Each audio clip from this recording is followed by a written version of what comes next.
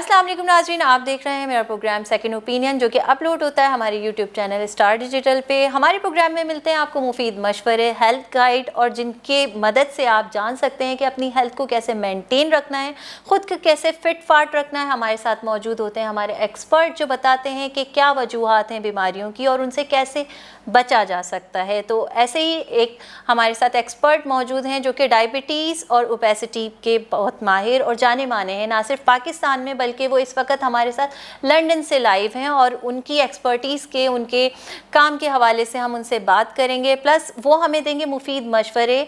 जैसे कि हमारे प्रोग्राम के बाकी सेगमेंट्स होते हैं, हमने पहले सेगमेंट में आपको बताया कि किस तरह से डायबिटीज़ फैलती है, क्या वजूहात होती हैं और इसका क्या रोल है हमारी ज़िंदगियों में, और पाकिस्तान में बेसिकली डायबिटीज़ के हवाले से क्या इन्फॉर्मेशन है, क्या स्टेटस है लोगों का, क्या इन्फॉर्मेशन मिलनी चाहिए और किस तरह से लोगों तक गाइडेंस पहुंचनी चाहिए। तो मैं वेलकम करूंगी अपने प्रोग्राम में लंदन से हमारे साथ लाइव हैं डॉक्टर उरैज़ी जाफरी। अस्सलाम वालेकुम सर। अस्सलाम वालेकुम, थैंक यू, आपने मुझे इनवाइट किया अपने शो पे।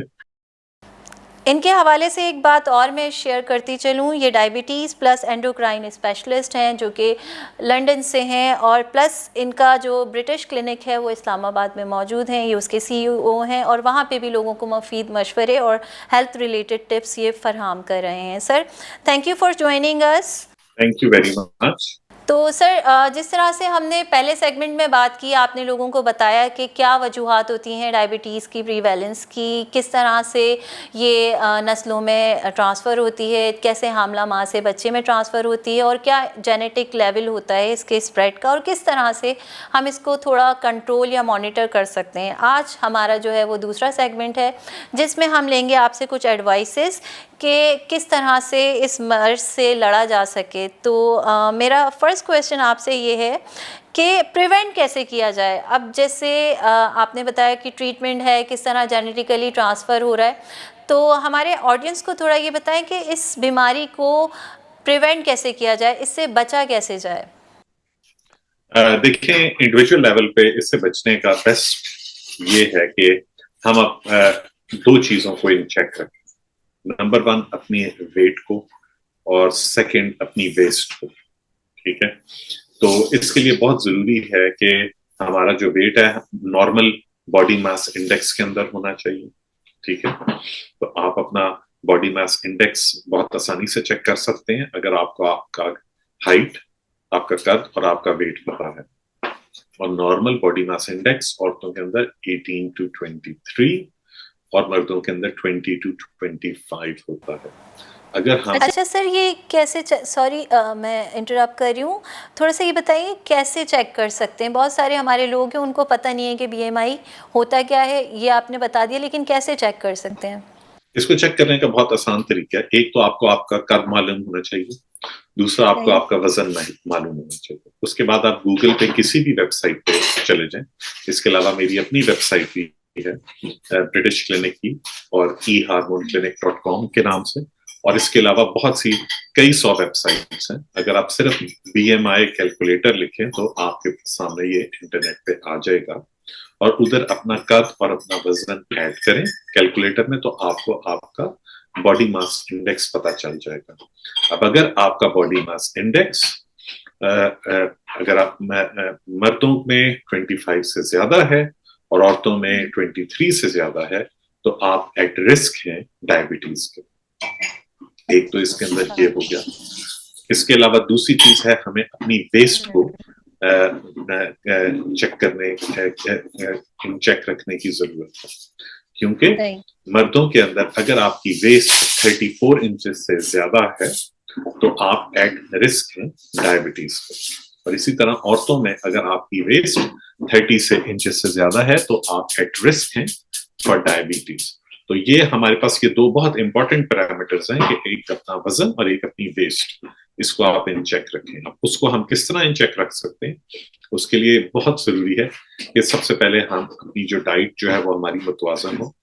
हाँ, न्यूट्रिशनिस्ट या डाइटिशियन से जरूर कंसल्ट करें, क्योंकि वो बहुत मुफीद मशवरे देते हैं। और जो है उससे आप अपनी डाइट को जो है आप अपना डाइट चार्ट बनवाएं, कि आप ब्रेकफास्ट में क्या ऑप्शंस आप ले सकते हैं, और दोपहर के खाने में और रात के खाने में क्या अच्छी ऑप्शंस आप ले सकते हैं, और फिर उसको कंटिन्यू करें। नंबर 3 पे एक्सरसाइज को अपनी लाइफ का एक हिस्सा बनाएं, और मेरी सजेशन है कि कम से कम हफ्ते में 5 दिन 45 मिनट की एक्सरसाइज जरूर करें। So 45 minutes 5 times a week exercise जरूर करें, और ये एक मिनिमम स्टार्ट है। और इसके अंदर आप वॉक कर सकते हैं, आप साइकिलिंग कर सकते हैं, आप स्विमिंग कर सकते हैं, ट्रेडमिल कर सकते हैं, और या फिर कोई स्पोर्ट्स खेल सकते हैं जैसे क्रिकेट, बैडमिंटन, टेनिस, जो भी आपको जिस चीज की भी एक्सेस है आपका। लेकिन एक्सरसाइज को लाजमी अपने डेली लाइफस्टाइल का हिस्सा बनाएं, काम काज के बाद, स्कूल कॉलेज के बाद, ऑफिस आवर्स के बाद, तो उससे आप डायबिटीज से बच सकते हैं। अच्छा सर, मैं नेक्स्ट क्वेश्चन मेरा ये है कि डायबिटीज़ से मुतल्लिका, मतलब जो डायबिटीज़ के साथ साथ होने वाली दूसरी बीमारियां हैं, जैसे कहा जाता है जिन लोगों को डायबिटीज़ है, पहले तो वज़न उनका पहला रीज़न होता है, दूसरा हार्ट डिजीज़ उनमें कॉमन होती हैं, तीसरा ब्लड प्रेशर का उनका जो है तनासुब जो है वो बिगड़ा रहता है। तो क्या इसकी क्या रियलिटी है और इसका क्या इंटरलिंक है डायबिटीज़ के साथ?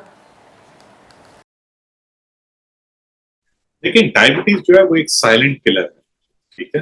सही, जैसा दीमक सही। जो है वो लकड़ी को अंदर से खोखला कर देती है, तो इसी तरह डायबिटीज भी इंसानी जिस्म को कि हर ऑर्गन को डैमेज करती है, हर ऑर्गन को नुकसान पहुंचाती है। अच्छा, अब ये डैमेज पहले 5 से 10 साल में नहीं होता, तो मरीज को सही। ऐसा लगता है कि शुगर कंट्रोल करें या ना करें, कोई खास फर्क नहीं पड़ता, जैसा चल रहा है वैसा ही चल रहा है। लेकिन ये डैमेज 10 साल के बाद नुमाया होता है, और जब ये डैमेज नजर आने लगता है तो उसके बाद इसको कंट्रोल करना बहुत मुश्किल हो जाता है। तो अगेन डायबिटीज की इन कॉम्प्लिकेशंस से बचने की जरूरत है, और उसके लिए सबसे इंपॉर्टेंट ये है कि हम अपनी शुगर को कंट्रोल करें, और ब्लड प्रेशर को कंट्रोल करें, और कोलेस्ट्रॉल को कंट्रोल करें। अगर हम इन 3 चीजों को कंट्रोल कर लें तो फिर हम इन कॉम्प्लिकेशन से बच सकते हैं। अच्छा, अब ये कॉम्प्लिकेशन क्या है? ये हर ऑर्गन को डायबिटीज डैमेज करती है, और बड़ा स्लो डैमेज करती है। जैसे मैंने पहले कहा कि अंधापन, स्ट्रोक, पेट की बीमारी, gastroparesis, liver failure, kidney failure, foot ulcers, पैरों पे अल्सर्स, पैरों में इन्फेक्शन, तकरीबन जिस्म के हर हिस्से को ये अफेक्ट करती है। और इसके अलावा इसके अंदर ब्लड प्रेशर भी बढ़ सकता है, जैसे आपने बताया, और कोलेस्ट्रॉल भी बढ़ जाता है इससे। तो हार्ट अटैक बहुत कॉमन कॉम्प्लिकेशन है इसकी, और जानलेवा कॉम्प्लिकेशन। तो ये इन सारी लेकिन इसका बचने का एक ही तरीका है कि शुगर को, ब्लड प्रेशर को और कोलेस्ट्रॉल को कंट्रोल किया जाए अपनी डाइट से, अपनी एक्सरसाइज से, और अगर फिर भी नहीं हो रहा तो फिर मेडिसिन। अच्छा सर, मुझे ये बताएं कि डायबिटीज़ पे पर्सनल रूटीन और एनवायरनमेंट का क्या रोल होता है, उसका क्या किरदार है एक डायबिटिक पेशेंट की लाइफ में?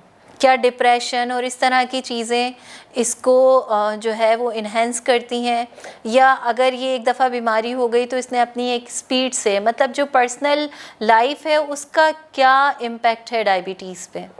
देखें, इसमें ऐसे है कि अगर डायबिटीज को पहले 5 साल में, खासतौर पे वजन से जो रिलेटेड डायबिटीज है, अगर उसको पहले 5 साल में हम दरियाफ्त कर लें और उसको और अपने वजन का इलाज कर लें, तो फिर डायबिटीज रिवर्स भी हो सकती है। लेकिन ऐसी कंडीशन बहुत थोड़े लोगों के साथ होती है, क्योंकि ज्यादातर लोग अपना मेडिकल चेकअप नहीं करवाते। तो पाकिस्तान में ये भी एक वजह है डायबिटीज के बिगड़ने की, कि क्योंकि लोग अपना चेकअप नहीं कराते, तो जब डायबिटीज दरियाफ्त होती है तो ऑलरेडी 10 से 15 साल गुजर चुके होते हैं, और फिर उसको रिवर्स नहीं किया जा सकता। तो डायबिटीज की एक किस्म को हम रिवर्स करके भी कर सकते हैं, लेकिन अगर रिवर्स ना भी हो तो कंट्रोल कर लेना भी उतना ही फायदेमंद है। तो एक तो इसमें ये इम्पोर्टेंट है कि रेगुलरली अपना चेकअप करवाते रहें, ठीक है। और अगर कोई प्रॉब्लम नजर आए तो उसकी जो है ट्रीटमेंट ली जाए।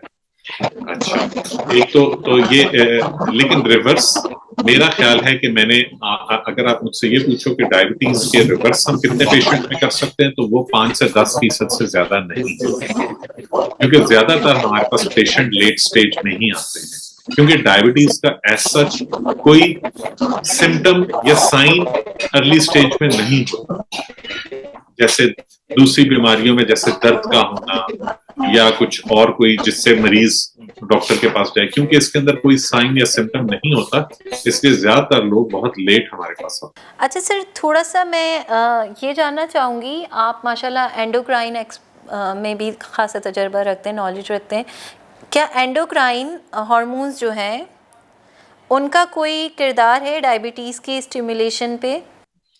देखिए उनका कुछ किरदार है, जरूर है। इसके अंदर 2-3 हार्मोन्स का मैं जिक्र करूंगा कि पाकिस्तान में भी स्पेशली ये बहुत ज्यादा है, पॉलीसिस्टिक ओवरीज, इसका आपने नाम सुना होगा। ये पॉलीसिस्टिक ओवरी सिंड्रोम जो है ये काफी कॉमन कंडीशन है औरतों में। सही। और इसके अंदर ये हार्मोनल इम्बैलेंस की वजह से होता है, और इसके अंदर जो औरतें जो इस बीमारी का शिकार होती हैं उनके अंदर मोटापा हो जाता है जी। और उनका ब्लड प्रेशर बढ़ जाता है, कोलेस्ट्रॉल बढ़ सकता है और उनको डायबिटीज हो जाती है। तो ये बहुत इंपॉर्टेंट कंडीशन है जिसकी वजह से जिसका बड़ा ताल्लुक है डायबिटीज के साथ। इसके अलावा थायराइड का भी काफी क्लोज ताल्लुक है डायबिटीज के साथ, कि अगर आप अंडर एक्टिव यानी लो थायराइड हार्मोन हो तो उससे मोटापा और मोटापे से डायबिटीज हो सकती है। तो इसके अलावा कुछ और हार्मोन हैं जैसे स्टेरॉयड हार्मोन का बहुत ज्यादा होना, जिससे भी मोटापा हो जाता है और डायबिटीज हो सकती है। तो कुछ हार्मोन्स हमारे ऐसे हैं जो डायबिटीज की वजह बन सकते हैं। Thank you so much, Dr. Saab. So this was our second segment about diabetes and obesity, और इसमें डॉक्टर साहब से हमारी जो इंटरेक्शन रही उन्होंने काफ़ी सारी चीज़ें हमारी नॉलेज के हवाले से बताई।